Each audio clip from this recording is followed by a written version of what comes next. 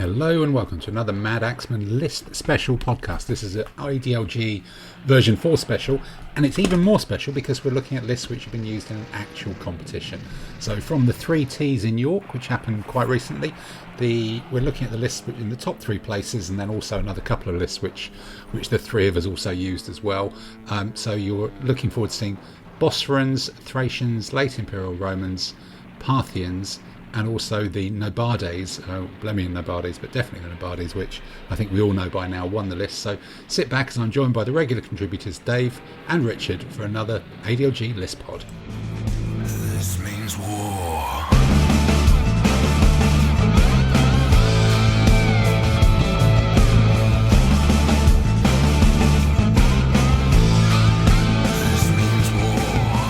Well, look, welcome everybody to another, although very different, I guess, from the last 18 months, Army List special podcast. And we're going to be looking at 5 podcasts with our regular 2 guests, Richard and Dave here. But the unique thing about these, I think possibly unique since we started doing these, is we're looking at 5 lists that have actually been used in a real competition on the tabletop. And we sort of know how well they performed as well. So the competition in question was the 3T's up in York, the first ADLG competition since lockdown kind of stopped in the UK. And the list that we're going to be looking at are the top 3, and then also another couple of lists from the 3 of us. And the mathematically inclined amongst you will realise that probably means that one of the 3 of us finished in the podium positions and the other 2 didn't. And so that does mean we've got quite an eclectic range of lists to look at as well, which should make it interesting. And some of them worked and some of them didn't. We're not necessarily going to chat about the competition itself. That's probably for another podcast. But this is just really digging into the lists that were used, whether they worked, how they worked, what we think of them, and again, our second ever podcast on version 4 lists as well. So without further ado, we will start at the lowest final place list, which is mine, which was a Thracian list. Now I've got this up on screen for the guys to share here, and I think both of you have played against it in a practice game as well. The way the list was put together, across the 3 commands, I ended up with one command which was sort of designed to sit on a flank and neutralize or beat other people's mounted commands. And this was a Roman type period. So my theory was the mounted commands wouldn't necessarily be that strong. And that was 2 elite heavy cavalry nobles, 1 medium cavalry, 2 light cavalry javelins. So you've got a 5 wide stretch out to the flank, probably a bit better or as good as most other people's cavalry thing there.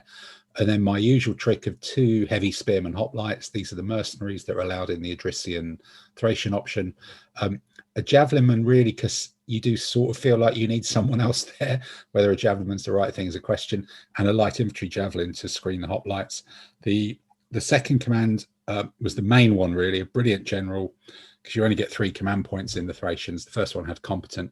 5 warriors. I went for the medium swordsman turned cutter. That's the Thracians' trick, so why not do it?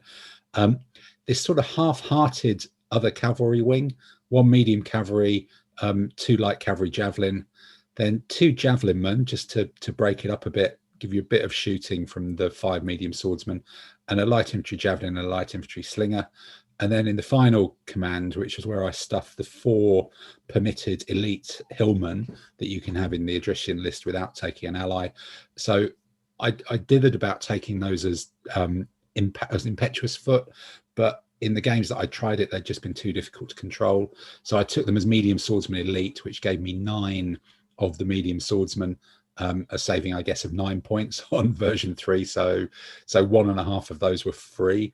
10th, another medium swordsman to make this command up to 5, just to make it a little bit wider, and a light infantry slinger to screen them as well. And it ended up, slightly above mid-table, but obviously struggled quite a lot against cataphracts over the course of the competition. But you guys have both played it. I certainly found it an interesting list to use, and I suspect I was getting better at it by the end. But whether it was whether it was genuinely competitive, I'm not sure. Whether it was just giving my my opponents interesting challenges. I don't know. What do you guys think? I think you've already mentioned, it's probably its biggest Achilles heel, which is, it's really going to struggle against cataphracts, and in a competition where there's always going to be quite a few armies which have 6 or 8 cataphracts. That gives you a big section of the table that it's hard for this army. Even if you manage to sucker them into a pocket and hit them on the flanks, medium swordsmen are a base factor of 0 against cataphracts. So even hitting them on the flanks, it's a challenge. Yeah, I think that was the thing. Even when you did start to overlap them, you can neutralize the armor with the medium swordsman, but you just spend all your points just running away from cataphracts. Where there was a couple, I felt I could kind of deal with them and stick something in their face. But I did wonder about my big question on it was always that the medium cavalry and the 2 light cavalry on the, let's call it the opposite flank to my anti-mounted flank, where there's usually quite a lot of terrain, or that there's not usually 2 open flanks on a table, the way the terrain kind of falls. And I did wonder, I came out of the competition wondering whether those 3 things might have been better sort of being swapped out for medium spears and just make it a we're going in terrain, and medium spears are my answer to mounted option. But I didn't see too many medium spears in the competition, but they might have been better than that other thing that sort of gave me a command and control challenge, because they always had to have their own pips and find some empty space on a bit of table where normally the rest of the command was looking for terrain to hide in. I wonder though, I think you can have 4 medium cavalry in that list. Yeah. And I would almost be tempted to go the other way and have all 4, only because of cataphracts. And this was a roughly 200 to 375, 200 BC to 375 AD competition. So, mostly the mounted you're facing are cavalry and cataphracts. And because the medium swordsmen have a base factor of 0 against cataphracts, and the medium cavalry have a base factor of 1, if you can, but the medium swordsman can run away at 3 from the cataphracts. If you've got 3 or 4 medium cavalry hanging around to hit the side of the pocket, it's much more of a threat. And so the cataphracts don't want to pursue you as much. And that allows you more time to beat up the rest of his supporting forces.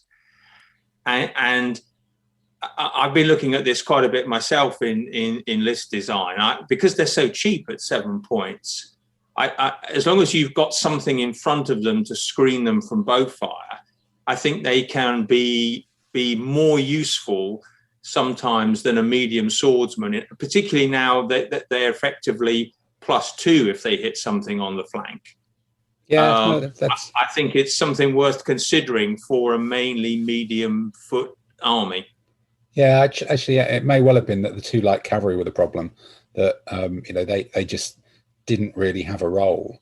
I'm trying to think whether there's 6 cavalry allowed, and I've already upgraded 2 to the noble elite, or whether the list just has 4 cavalry. I think in the Adricians, 2 nobles plus 1 to 4 mediums. Okay, so there's possibly a couple more mediums. So maybe even go the other way then. And Dave, you played this again, and what are your thoughts on it? The version you used when we played, you didn't have the spearmen, the hoplites. I think that makes a big difference. Yeah, I think it does stiffen it up quite considerably. Yeah, I did find myself wondering whether even having the hoplite ally, just to get even a few more of them, might have, to have 4 or 5 might even have been a better option, or a different. Well, no, it would have given it a different dimension. And then the obvious other way is to go really late and have the Romans. But I just wanted to put a lot of Thracians on table with this one. So go Thracian, go Thracian. Yeah, exactly. I think the Roman ally is just a bit of a dither, isn't it? And it's an expensive dither, which is going to suck up a lot of points getting those legionaries into the army. The problem with the Greek ally is you can't have the 2-handed weapon medium sword because you can only have the ally before 357. All right. Oh, so that's a no-no then. Okay. Yeah. That would be a bit of a problem. That means you're taking not even the Thracian army. You're just taking what, normal swordsmen? Yes. Yeah. You'd have to be quite brave to take that then. I'm probably not that brave. You'd end up with the impetuous elite instead of the. Yeah, and they were just too hard to control. Okay. So I don't know if it's with this list would be to have. I'd be tempted to do what you did with the Gallic army, the Galatian army, and put all the cavalry together into one wing. Where you're right, in this competition, other than the cataphracts in mass, most of the other opponents aren't going to. We'll see Richard's army's got a lot of cavalry in it. No, against the Roman army, the Romans are only going to have 4 cavalry. So I think you could. My temptation is always to have a cavalry wing and try and secure the other wing with medium foot. It can go wrong. It did go wrong in this competition. But I'd hope to, and that way you can mass the cavalry and that way you can pin them and slip past them somehow. So I think that's maybe the takeaway, isn't it? It's not always necessary to have cavalry on both wings. Because if you end up with a penny packet, particularly with this list, you so much wanted a lot of terrain that one wing always could be covered by terrain in itself. And then the cavalry actually struggled to find space to operate. Or certainly the light cavalry struggled to find space to operate. So it's not necessarily thinking as a cavalry wing, it's thinking of the medium cavalry as a shift one or two of them over to strengthen the other cavalry wing and make that absolutely dominant, or keep a couple as reserves and gap fillers and flank hitters to exploit something, rather than just seeing it as a kind of skirmishing cavalry wing, because there's possibly other ways of doing that. And maybe putting, if you've got the 4 light cavalry javelin together, they become a real exciting entity in themselves, especially with the new pinning rules, which Julian used to very, very good effect. I've learned something very, very powerful this weekend. Oh, good. Okay. Well, look, that's the Thracians then. This means war.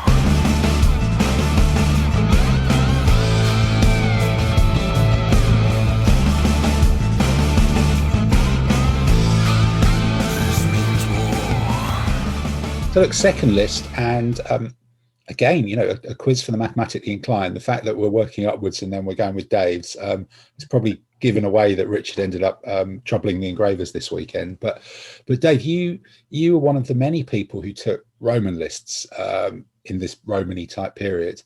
And I guess a lot of them were all about integrated light artillery being the new toy.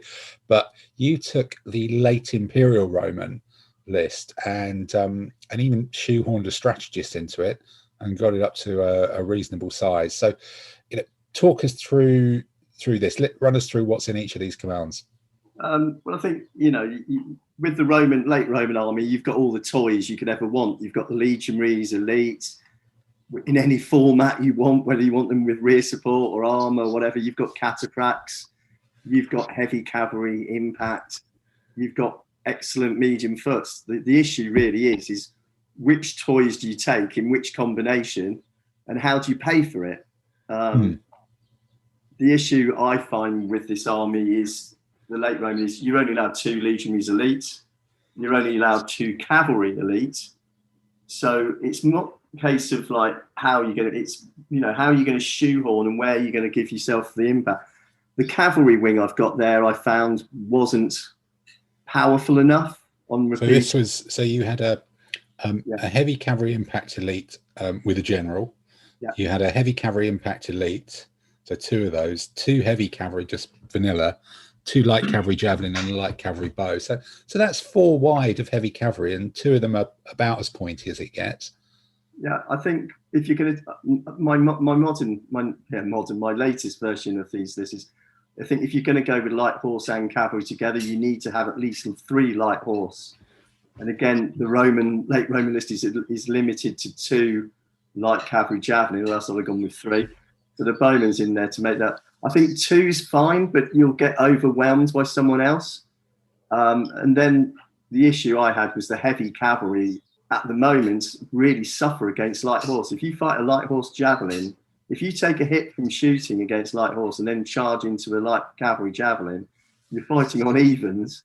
And as Julian demonstrated, he 6-1 me and killed me. He shoots me with one Okay. action. So the downside of this army is it's susceptible to 6-1s, right? I'm not sure I'm buying that as a thing. So your cavalry wing you think's a bit light. Then you've got your gut moving up the page. You've got your auxiliary wing, which is 3 auxilia. You've got one with an embedded general. Wow, wait, you're in who's elite. You've got another one who's elite, and then you've got another one who's vanilla, and then a couple of bowmen as well. So it's 5 strong. 3 of them have got impact. 2 of them are elite. 2 of them are bowmen. So because that's either very strong. Well, I guess that's very strong against some armies. But I'm thinking my Thracians would love to meet that, but that's what they were sort of designed to do.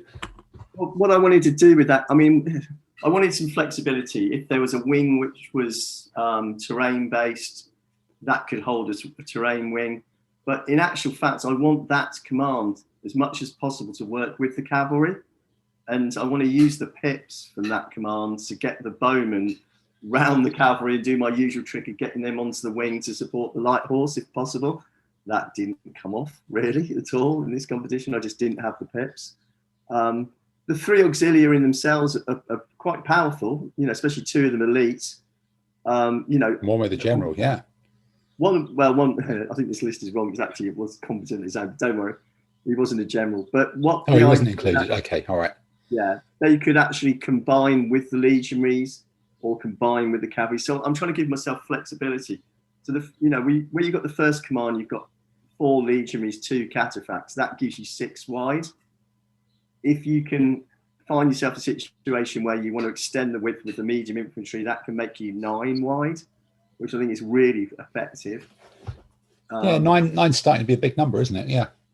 I think the idea of the army was to have flexibility. The cataphracts could move to support the cavalry to make yourself 6 cavalry effectively, or you could keep the cataphracts with the legionaries.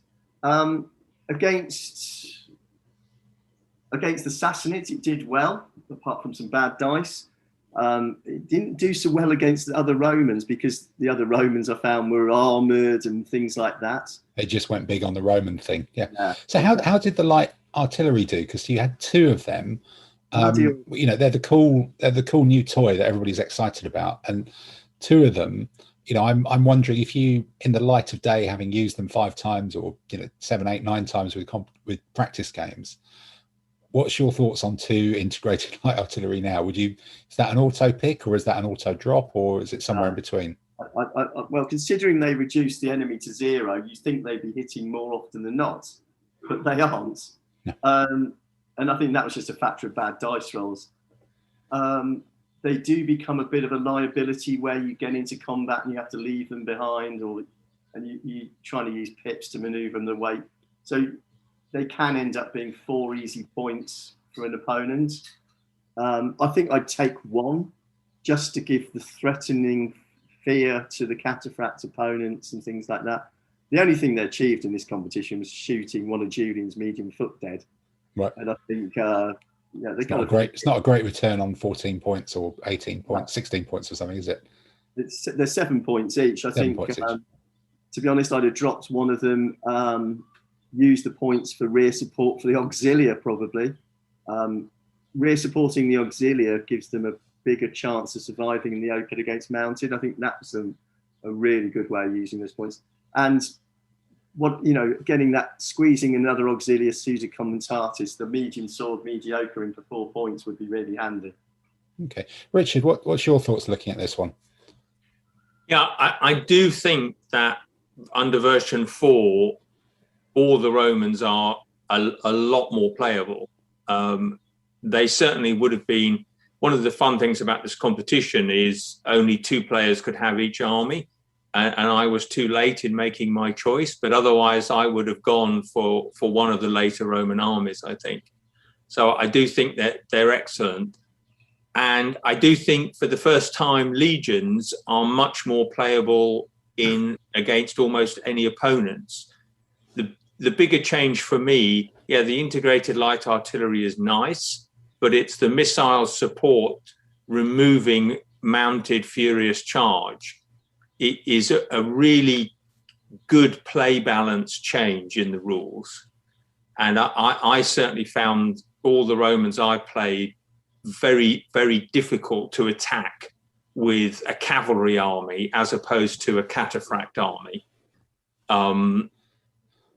So I do think it's worth thinking about having the legionaries armored. Yes, doesn't make any difference against cataphracts, but as Dave found out, most other heavy infantry are not armored, and so it really gives you an edge, and it also makes them much tougher against skirmisher and mounted bow shooting. So you're not spending points on a Lightfoot screen in the same way as you might have to if you don't go for the armor. So I think my view is you start with the legions and you aim to win with the legions, and the cataphracts are very useful. Again, I think if you're only going to take two, it's worth making them elite, and then it's having two other commands which are there to deliver your main blow, rather than expecting to. It's the exact opposite of other armies where you might expect to win on the wings and hold in the center. I think with the Romans, you expect to smash through in the center and the wings support the center. But that would just be my take. And because I think so often, as I think Dave was saying, he found his mounted command isn't quite good enough against dedicated people with mounted commands, and so you've spent a lot of points, but you still don't have that edge that you need to win in a mounted combat. So I think so. Certainly, I found looking at that mounted wing compared to my mounted wing, the fact that heavy infantry can now move 3 means you can get 2 or 3 heavy infantry up to support a mounted wing pretty quickly, and then your 4 heavy cavalry here, if 2 of them are neutralized by enemy heavy infantry, you're only playing with 2 really, and suddenly it does start to look a bit lightweight. So you are a bit neither fish nor fowl. I think there's some really interesting stuff about rear support, making the auxilia something that can actually have a proper old go in the open. And that idea of I'm trying to think how many Roman armies I played. I played one triumvirate Roman and then a Palmyran sort of pseudo Roman army. And the ones that went big on Roman troops, there is just a real quality all of its own of just a big old line of legionaries. It really is a proper thing, but it seemed much more effective than maybe it had done in the past. So interesting. And interesting stuff on light artillery. I'm not sure many people came out of it going, brilliant, I definitely need to use 2 in every competition. And the point about how they end up almost being targets when that first line starts to go down, they're like dragging your camp with you in a way, which you probably wouldn't do if you think about it like that. And don't deploy with your light artillery in a field because they only go one. And I think having 1 probably is worth it, but they only hit on 15 out of 36 times, and if the other person is elite, they're hitting only 10 out of 36. It's not going to win the game, is it? No. It isn't. And I definitely think, except against very specific people, I think 1's enough. Yeah. Okay. All right. Well, look, that's the Romans done. This means war.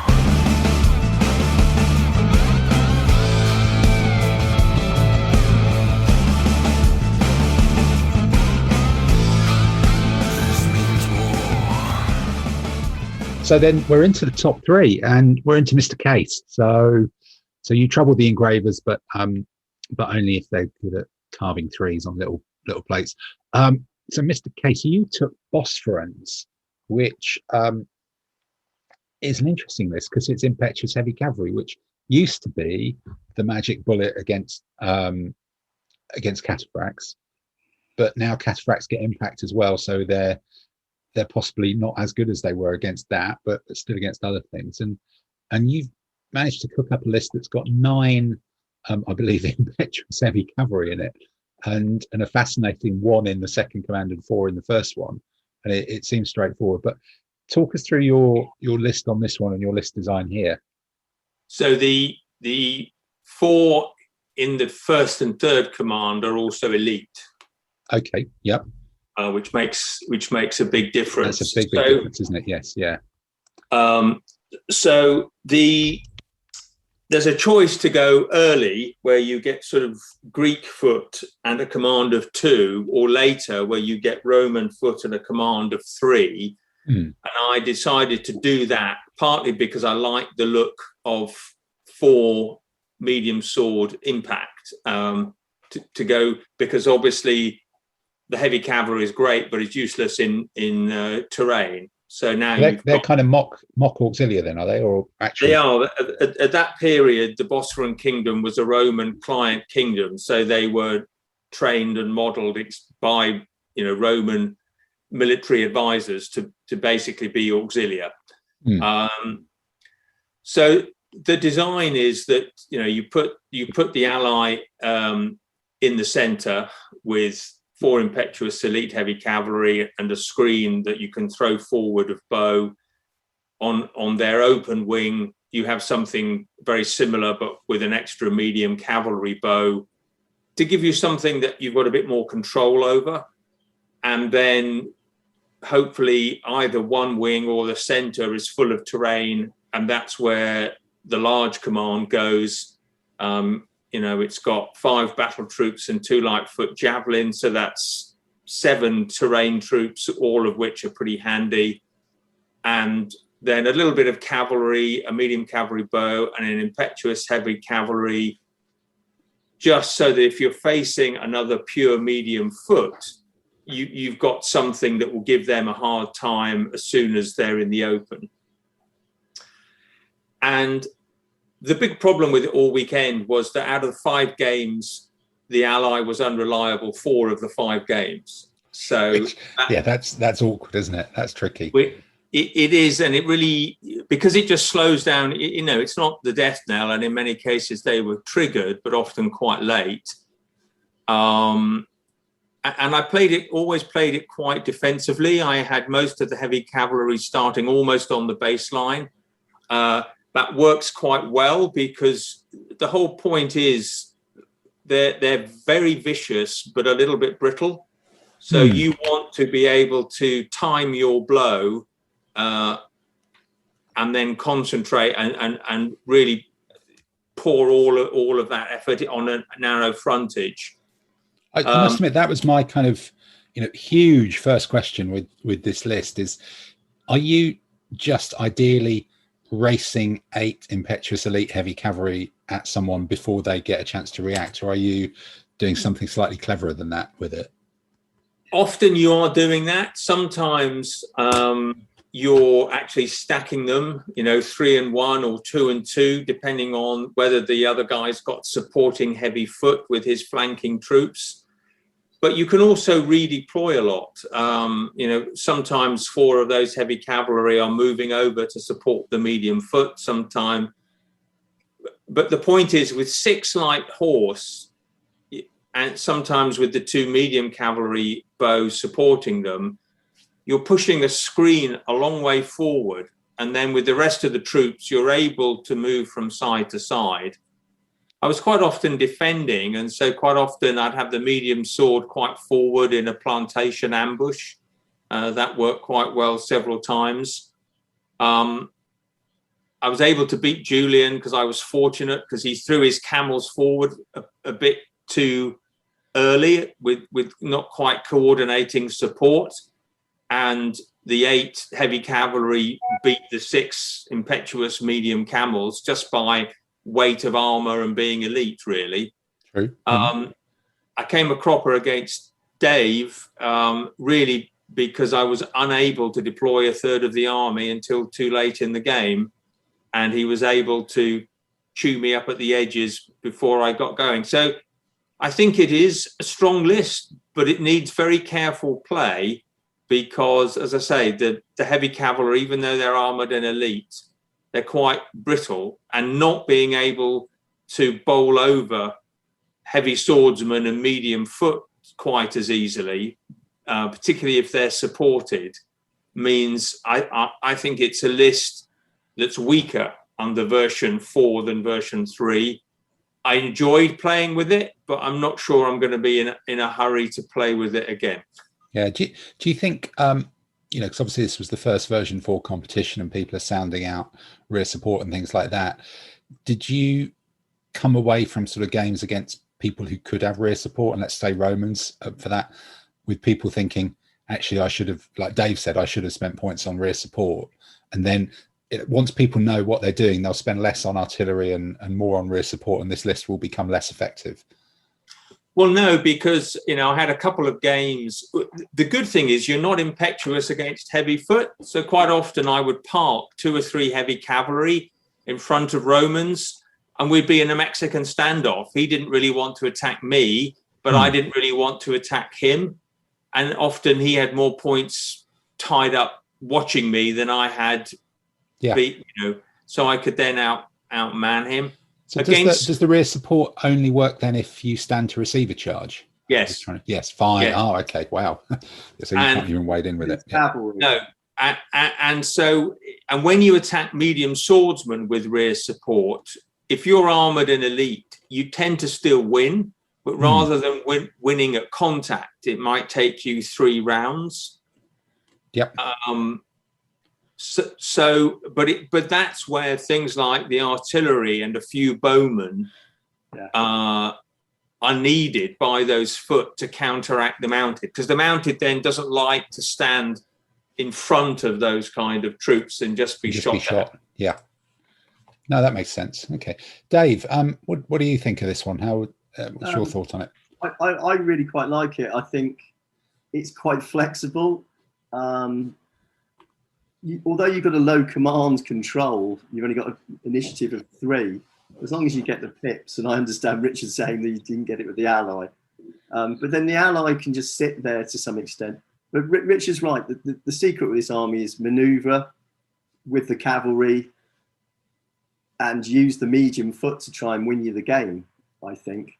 And also you've got plenty of light horse. I think it's a really flexible army, depending on getting pips to some extent. But is this one of those where you're deploying your heavy cavalry on the baseline rather than on the starting line almost all the time? Well, I tend to deploy it maybe 2 in rather than 5 in, so that if your light horse is 7 in, you can still wheel the formation behind the light horse screen. Yeah. Okay. That's really good. And there's one thing. It's almost this the return of the DBM Rightigate Patrician Roman. Was that your kind of in the back of your mind when you were putting this together? Because indeed in ADLG you've just got less time to do that often to redeploy things. I mean, I was looking for an army with impact cavalry, but in the Western world there isn't one in this period. So this was as close to it as I could get. So it is being a steppish type army, where you're doing that, where your light horse is there to maybe do a few hits, but it's really there to give your heavy cavalry the space to double move, because you're keeping the enemy 4 away from your heavies. While once the enemy is deployed, if he's got heavy foot, he's usually more committed than you are. And so you can then maneuver. And quite often, I was able to skirmish a third of the enemy's forces out of the game. It's just the classic game of concentration, basically. Yeah, with the impetuous elite. Okay. And they either work or they don't. Yeah. And is it sort of supported heavy foot is kind of the nemesis of this army then? Or because I also came across quite a few elephants as well, I think. Yeah, I'm not worried by elephants, because I dismount as impetuous armed heavy spear, and quite honestly, I'm quite happy to have a go at that. Yeah. I didn't have the opportunity to dismount once. I think as long as you're careful with it, it's a pretty good army. I think I didn't face any all medium foot type armies where I think this would be, a real rock to their scissors. But as I say, its problem is if somebody else has a large army and they can box you in, then you can get ground down, because it's all about trying to break through quickly. I mean, when I was playing against Paul Dawson, he almost managed to close a wing down with his heavy foot sort of supporting his heavy cavalry, but I was just able to squeeze through in time. But again, you sit in front of the Romans with four elite impetuous heavy cavalry, and the Roman doesn't really fancy his chances at taking you on. Yeah. Okay. All right. Interesting third place list. This means war.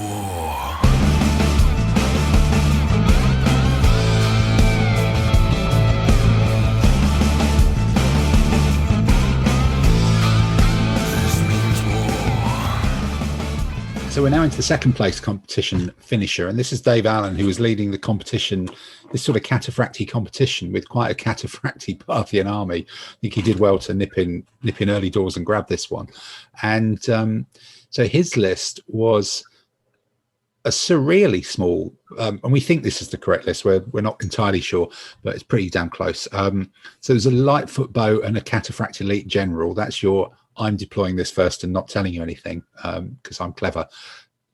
First command. Then a competent general with the 2 camel fracks, 2 medium swordsmen, 2 bowmen, 2 light horse, 2 light foot. So that's I guess, 2 camel fracks is still quite a thing. And then you're throwing 5 cataphracts into the final command, 3 of them elite, 2 medium cavalry bow, 2 light horse bow, and a light foot bow as well. So this is very much 8 camel fracks and cataphracts, isn't it? Which is just a big number. It's a lot of the table covered by cataphract shaped things. I don't know, Dave, do you want to start us off talking about this one? Well, I think you're right about, it's become a bit of a fashion to have a micro command, as I call it, with a general included in some. This has gone to the uttermost extreme by just having 2 units in it. But I'd see that's job is just to go chasing around the table, manoeuvring to try and get round flanks and having the pips to do it. I guess the brilliant general with the mass of cataphracts is the sort of command which holds the most of the table and splits into 2 commands, uses the medium cavalry and the light cavalry as a separate command. That's good. One thing I see in this, which I think is really clever, is I'm thinking Dave Allen's thinking about using brush, because then he can put his camel fracks and his medium sword together through terrain. So if he in the desert or something like that, I'm just trying to look at the list. He can't choose to have desert in Parthian, can he? No, I'm just trying to think which list you get, or which terrain types you get brush in. You get them in forest, mountains, steppe, and desert. All right, so that's a reasonable spread then, isn't it? You could choose to attack people bizarrely in forest, but there might be some people you can attack in steppe and desert as well. Which really does that second arc command with the camel fracks, the medium sword, the bowman. That's a really, really powerful rough terrain command if you've got the opportunity. That really rocks, doesn't it? Yeah. It's completely reliant on the cataphracts, but in this competition there wasn't much to really scare the cataphracts. All right, the Seleucids have got decent elephants, but most of the other elephants in the competition were mediocre in the Roman armies and things like that. So those two camel fracks give you the edge against other cataphracts as well, don't they? Yeah. So I think they're the secret weapon of this command, which is what Iñaki used the Aramaeans, because there used to be 3. That's been reduced to 2 to sort of pin that army down. I think it's actually got, considering its command is only 3, it's got quite a bit of flexibility in it, actually, weirdly enough. And I think that micro command actually adds to its flexibility. Yeah, and I think actually it should be 4 medium cavalry bow. Yeah. So. Okay. Wow. Okay, that's even more so. Yeah, I mean, as you say, it's very much, one quite wide and capable list for the open half of the table, a vicious terrain one, as long as it doesn't have to play on plains where there's no brush, and a micro command. It is on the smallish side of things, and that's its only vulnerability. And obviously, if somebody's able to bring to bear shooting against the medium cavalry bow, they can be a bit vulnerable. Yeah, but four of them's quite a lot, isn't it? Unless you're armored Sassanids, that's quite a lot to start shooting at, especially if they're screened. Yes. Yeah. No, that's two big commands, and no matter what happens, I guess your first command is going down first and telling the opponent nothing at all. Then your second command, that's probably going down second and aiming at terrain, because that's where it's going to go, isn't it? There's not anywhere else for that to go. So you're deploying almost all of your army last, and it's two commands in one. So even how you deploy that command is pretty flexible. Which goes left, which goes right. Do they mix up? All sorts of different. You can even use cataphracts and cavalry together as a sort of anti-cavalry kind of weird combo, and use two different commands there as well. So that's pretty solid. But it is all about how many cataphracts can I fit in this list, and the answer is 8. I think it creates another question which was interesting in this competition is, up till now with version 3, almost every time you play, if you win the initiative, you elect to attack and trying to get the jump on the other person, and it means you get to see the opponent's army. I think, interesting enough, the changes somewhere, I don't know how this has quite happened, but it's made defending in your own initiative much more. See, that's something I found. Well, my army was very rough terrain dependent, but no, I definitely found, partly through Hobson's choice, that defending felt like a real choice actually this time. Yeah, I've definitely. I mean, I thought hard about playing Julian's army because I knew I was playing it on Sunday morning, and one of the choices I decided to take was to defend.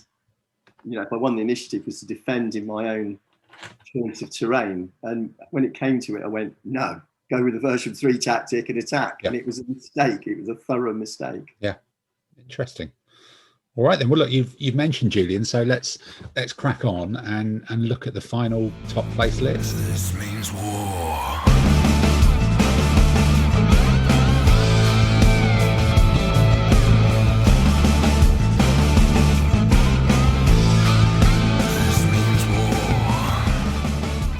So look, we're here with the top place list, and I think this is a bit of a head scratcher. Now, am I correct in thinking both? Well, I am correct. Both of you managed to play it. Obviously, I was never highly enough placed to do so, but you guys will have seen this and seen how it works. And this is the one that, and it was Blemmy or Nobades, and we believe it's Nobades, I guess. Yes. Yeah, very definitely. So the camels are impetuous. The camels impetuous. So that's what it's about, really. You've got one command, 6 warriors on camels, medium cavalry impetuous, 2 medium spearmen, 2 bowmen. So that's 10 in one command. And then 2 almost identical commands, 2 heavy cavalry, 2 medium cavalry, 2 medium spearmen, 2 bowmen, a light foot bow, and a light horse javelin in one. And then the other one's got 1 heavy cavalry, 2 medium spearmen, 2 bowmen, light horse javelin, light foot bow. So there's nothing elite in it. There's no heavy foot in it. It's using heavy spearmen. Those, I'll call them flanking commands. The 2 near identical commands have basically got 3 or 4. Well, actually, no, one's got 4 and 1 heavy cavalry, medium cavalry, and lights. The other one's got 1 and 1, so it's almost nothing. And then they seem to have 2 medium spearmen and 2 bowmen, and the main command's got 2 medium spearmen. How the hell does this work, really? How does this look effective? Well, I think partly I think it was Napoleon's quip about, quantity has a quality all of its own. So you don't have much command and control, but it's very big and it's pretty maneuverable apart from the impetuous camels. So against my mainly mounted army, the foot is alternating, be a spear, bow. And in one command, it's backed up by enough mounted that if it's facing a pure medium foot command, it can boss it. And equally, the shooting helps it boss an opponent's mounted command. And if it's facing enemy heavy foot, it can just lurk in terrain. So your problem is getting, I think each of the elements are quite easy to beat if you can get at it, and if you can get at it in terrain that suits you and not your opponent. But doing that is quite hard. Yeah, so I suppose if you count bowmen as combat troops, you've actually got a frontage of 23 things which are not light in this army, which is the whole bloody table, really, isn't it? It just fills the whole thing. So was this about medium spearmen being better? How much of that is this a factor, or was this just sheerly about numbers and you're fighting a mattress and you're sort of getting squished into it? It's just a delivery system for the camels, really. Well, except that the camels will often not win. You know, the camels will not beat heavy foot. They will often not beat good mounted. You know, cataphracts or good cavalry will normally beat the camels, but the camels tend to mesmerize you because they're large and they throw out that panic effect. But, you know, their job is to pin the center of the enemy while the two flanks overwhelm you. And if you're lucky with the camels, great. But you know, I won because I destroyed the camels. Yes. Before my flanks were overwhelmed. That's my point. This is a delivery system for the camels. The camels are going to win you the game. I think it's the opposite. I think the camels will usually lose you the game. The camels are there to fix a large amount of the enemy's center, which often has some of his best troops, while your large flank commands overwhelm. You know, if you're facing up to 5 in your opponent's flank or whatever, you're normally overwhelming them. So I think it's a very strong list, and you know, you have to be quite clever to design it, but once it's designed, I think you can play it quite conservatively and be successful. But a lot of it isn't quick kill, and so it's winning on attrition by having a battle frontage of 23. So Richard, that sounds like a story of your game against it. Dave, what was your game against it like? How did it play in that game? I think my first mistake was to attack it, thinking, I can get the jump and I'll get to see where his army. Richard very kindly warned me the camels were coming down the centre. That was fairly obvious. I thought that my cavalry command was not strong enough to take on the camels, even with the backup of the cataphracts. And I was hoping to sort of combine that with the medium foot. He negated my medium foot, as Richard says, by weight of numbers on one flank. When I tried to manoeuvre the cavalry, I threw lots of wands and didn't have pips for it. I did get it out at one point. I did get my legionaries in front of the camels, but then there's only 4 legionaries fighting 6 camels, and he was able to hit with 2 camels while the other 4 went down the centre of the table past. And that, you know, he used that to take the camp and take my light horse out of the game. He threw a 6 on the terrain to remove a very large plantation. If that had been on the table, that would have been... My plan was to sort of try and fill the table with plantations and fields, which the camels don't work in. And then I thought, my legionaries can go through a field and still take on medium infantry. Okay, I lose a factor, but I don't mind. You know, it's the same thing with impetuous heavy foots and legionaries. They're still good enough in terrain to fight other troops. That was my plan. Giving him the initiative, giving him the terrain choice was the wrong move, because what he did was say, right, I'm going to take the 2 plantations, make them really tiny, take 2 fields, make them really tiny, and that negated my ability to, you know, stop his camels with terrain, which was my mistake. Because Julian's notes that he posted on Facebook was saying that the terrain is largely irrelevant, which Yes. suggests that it is about numbers. And then the countermeasure to the list is just to basically barrel down 1/3 of the table or a half on the table and just punch it really hard and just use its width and its unmaneuverability against it. So, playing it, do you think that would have worked with your army if you just concentrated and just gone for one piece of it really hard? That was my plan as well, but because he removed that piece of terrain, that I ended up with nowhere completely safe for my medium infantry to hide in. So I ended up putting him on one side where there was terrain, and then he could gang up with a larger command on it. So he negated my medium infantry. Maybe that's a question about support then, isn't it? Yeah, that's about exactly. Yeah. If the infantry had support, they could probably have taken on the camels to some extent, or any of his cavalry really as well. Yeah, exactly. Yeah, it allows those medium infantry to operate in the open. Well, maybe that's so if we look at all these things then, sort of our version 4 learnings then, working backwards, that probably is one. Support is definitely worth the points. Integrated artillery, probably not. Certainly not 2 of them. The cheaper cost of medium swordsmen definitely isn't a game breaker. I don't think. Defending, I think all 3 of us seem to think that defending is more of a viable option now than it was for some reason, whether that's the terrain rules or something else that we've not quite put our finger on. Are those all fair points to say so far? 100%. Yes. Rear support is an absolute no-brainer now. Yeah. Any other things that you're thinking, sort of, V4 out of these 5 lists that we've looked at that are kind of interesting? I think one of my points is, whereas when I've ever played with version 3 and even this competition, I've ended up using a cavalry wing, an infantry wing, and a medium. But I think that's what I call the French way of playing, to have mixed commands with heavy foot. Now in reflection, I'd probably take the Romans without a cavalry wing, but put some of the cavalry into other commands, stiffen up the medium foot with a couple of cavalry, maybe. Put one cavalry with the lead for me is just to spin out. Interesting.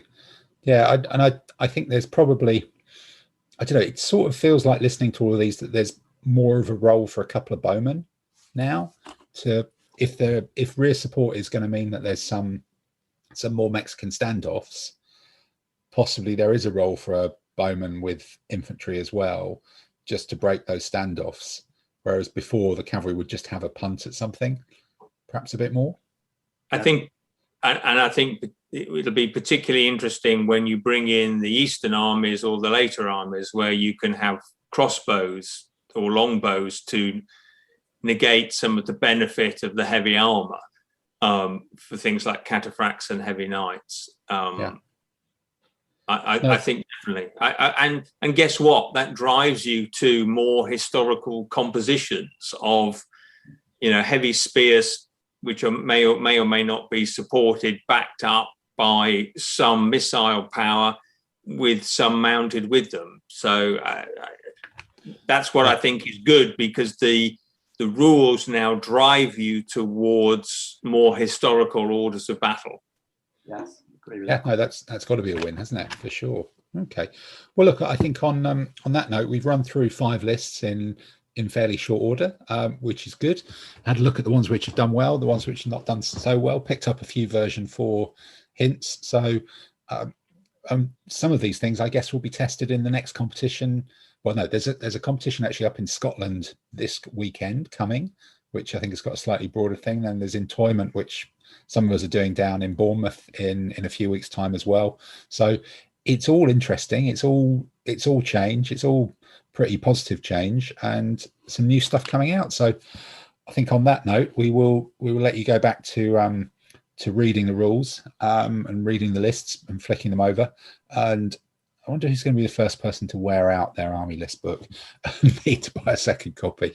But we'll leave you on that note, and we will see you again for another list podcast soon. So goodbye, everybody. Goodbye.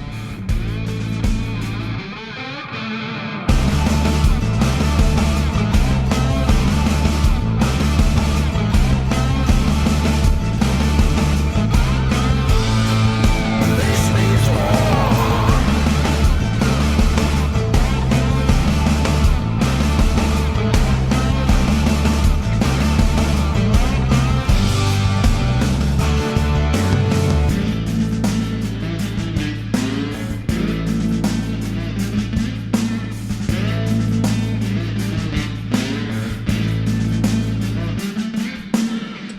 record it.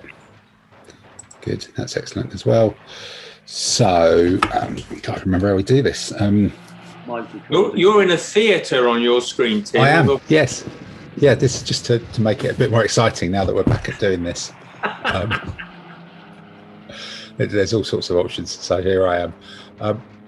So 3, 2, 1. This means war.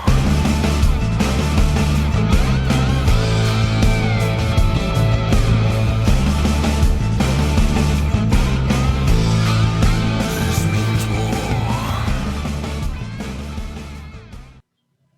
Did he really have one cataphract and one light foot together? Yes.